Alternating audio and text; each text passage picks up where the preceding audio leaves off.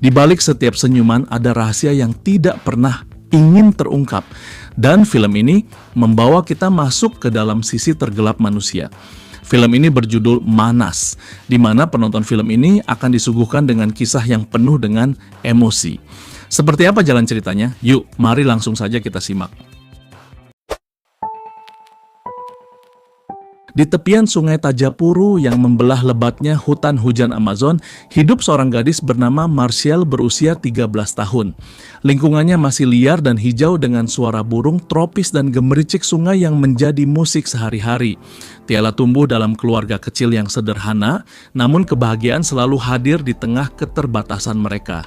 Ia tinggal bersama ayahnya, ibunya yang sedang mengandung, serta beberapa saudara yang kerap menjadi teman bermain dan berbagi cerita. Kondisi pendidikan di daerah itu pun tidak jauh berbeda dan penuh keterbatasan. Sekolah yang ada boleh dibilang terbuat dari bahan seadanya di sekitar tempat itu. Buku pelajaran yang digunakan murid-murid kebanyakan adalah buku bekas, beberapa di antaranya bahkan sudah disatukan kembali dengan staples karena halamannya terlepas. Listrik pun bukan hal yang bisa diandalkan. Sebuah generator tua yang digerakkan dengan solar kadang menjadi satu-satunya sumber daya. Sesekali generator itu digunakan untuk menyalakan lampu atau bahkan memutar film sederhana di sekolahan. Namun seringkali mesin itu mati mendadak meninggalkan kegelapan dan tawa pasrah dari anak-anak yang menontonnya.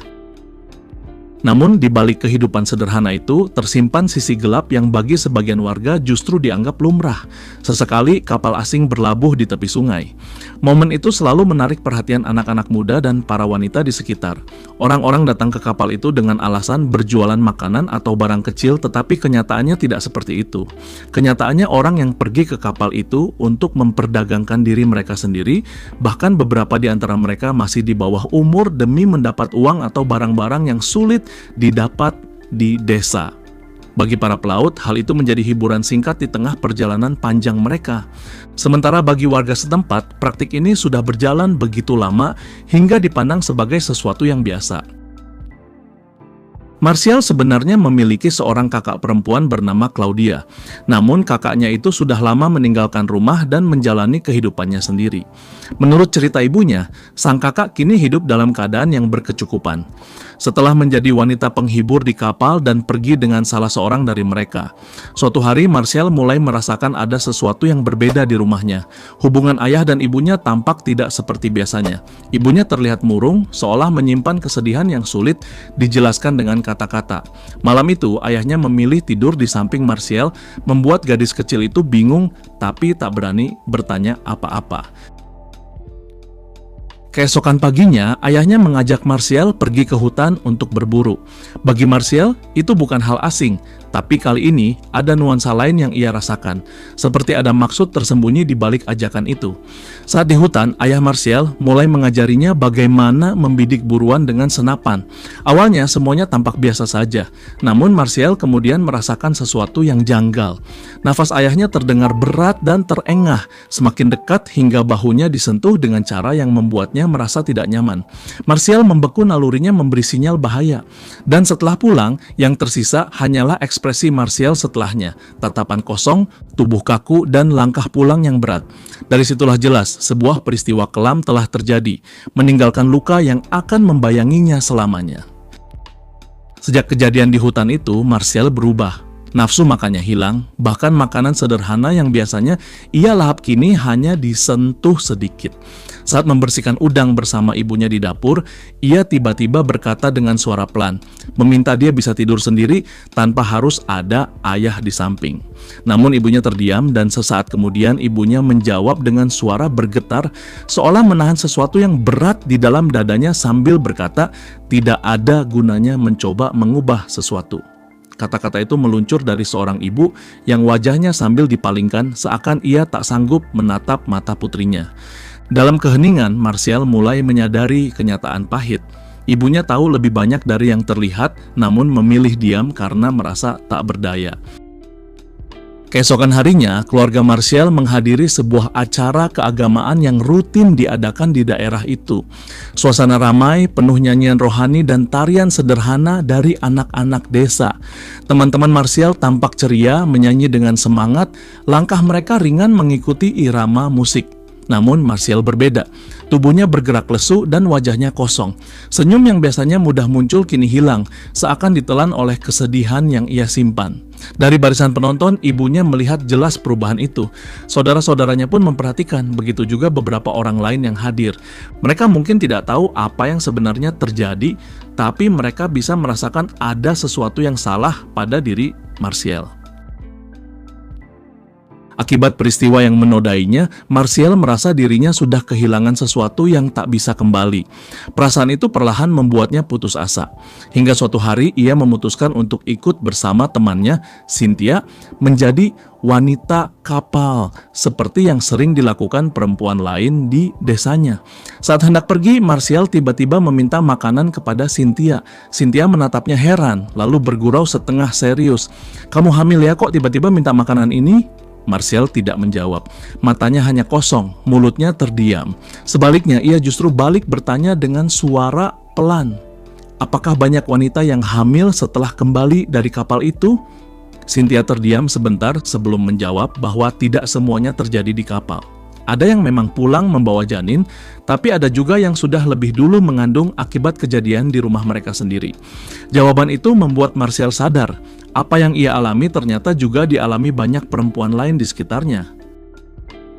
Akhirnya, Martial ikut naik ke kapal bersama Cynthia. Ia berdandan seadanya, mencoba menutupi rasa gugup yang menghantuinya. Tatapannya penuh kewaspadaan, setiap orang asing yang menghampiri membuat jantungnya berdegup lebih cepat.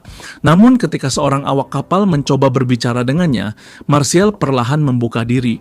Awalnya percakapan mereka canggung, tapi seiring waktu merasa sedikit lebih akrab. Sampai akhirnya ia menyerahkan diri pada seorang pria yang sebenarnya tidak pernah benar-benar ia inginkan. Setelah selesai bermain, tubuh Martial terasa lemas. Wajahnya tampak lesu, matanya kehilangan cahaya dan hatinya kosong. Lelaki itu memandang Martial dan bertanya pelan, "Kamu tidak suka ya?" Tapi Martial hanya terdiam. Beberapa saat kemudian, lelaki itu melontarkan tawaran untuk menjadi pacarnya dan ikut pergi bersamanya. Ia menjanjikan bahwa temannya akan menjemput jika Martial setuju. Martial tidak langsung menjawab. Ada sesuatu dalam tatapannya, kebingungan, penyesalan, dan juga rasa haus akan sesuatu yang bisa disebut harapan. Akhirnya dia mengangguk pelan, bukan karena benar-benar yakin, tapi karena merasa tak punya banyak pilihan. Sebelum benar-benar pulang, Martial dan Cynthia sempat singgah di tempat anak-anak muda berpesta, menari, dan minum-minum. Malam itu mereka ikut larut dalam keramaian. Gelas demi gelas berpindah tangan, tawa bercampur dengan musik bising, meski tempatnya jauh dari kemewahan. Namun tak lama kemudian, Martial mulai merasa aneh. Wajahnya pucat, perutnya mual. Ia berlari keluar dan muntah-muntah seolah sedang hamil. Larut malam, Martial tiba di rumah. Ayahnya sudah menunggu, wajahnya tegang dan marah. Martial dimarahi habis-habisan karena mabuk dan karena menjadi wanita kapal. Ia lalu dikurung sendirian di tempat gelap. Keesokan paginya, adiknya datang membuka pintu kurungan itu. Dengan langkah perlahan, Martial dibimbing ke sungai dan dimandikan oleh ibunya. Suasana penuh keheningan. Wajah ibu dan anak itu sama-sama tampak sedih, canggung, seolah keduanya menanggung luka yang sama, namun berbeda cara mengekspresikannya. Setelah mandi, Martial menundukkan kepala dan berkata pelan, "Maafkan aku, Bu." Lalu ibunya hanya menatapnya dengan raut wajah sedih, namun tidak mengucapkan sepatah kata pun. Beberapa hari setelah kejadian itu, Martial dan ibunya pergi berbelanja ke sebuah toko kecil di desa. Suasana toko sederhana, barang-barangnya seadanya, namun cukup untuk memenuhi kebutuhan sehari-hari.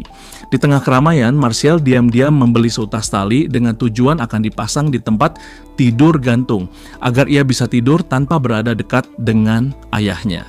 Malam harinya, ketika Martial mencoba menjalankan rencananya, ayahnya mengetahui hal itu dan marah-marah. Keesokan harinya, ayah Martial mengajaknya pergi berburu lagi. Martial dengan perasaan campur aduk, takut, cemas, dan sudah tahu apa yang akan terjadi, siap menghadapi semua itu.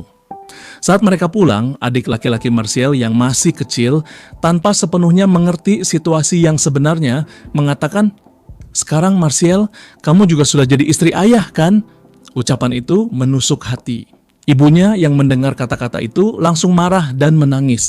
Ia berteriak sambil menyuruh semua anaknya keluar dari rumah.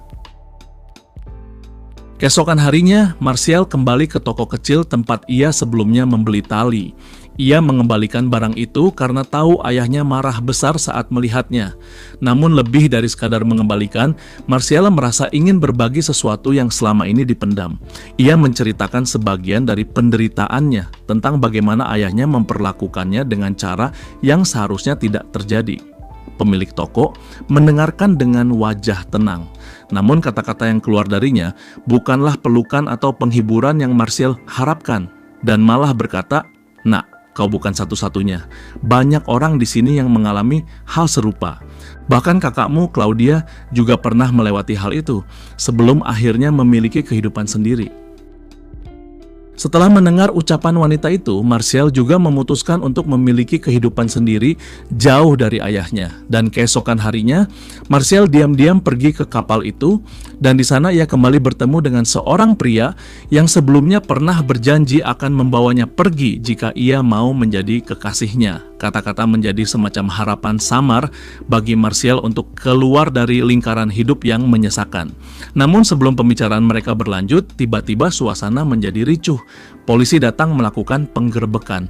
Orang-orang di sekitar kapal panik, berlarian mencari tempat untuk bersembunyi. Jantungnya berdebar keras dan ia berharap tidak ada yang menemukannya. Tapi tak lama kemudian seorang polisi wanita bernama Aretha menemukannya. Martial ketakutan mengira akan dimarahi atau diperlakukan kasar. Namun yang muncul justru seorang polisi wanita dengan sorot mata lembut dan suara penuh pengertian.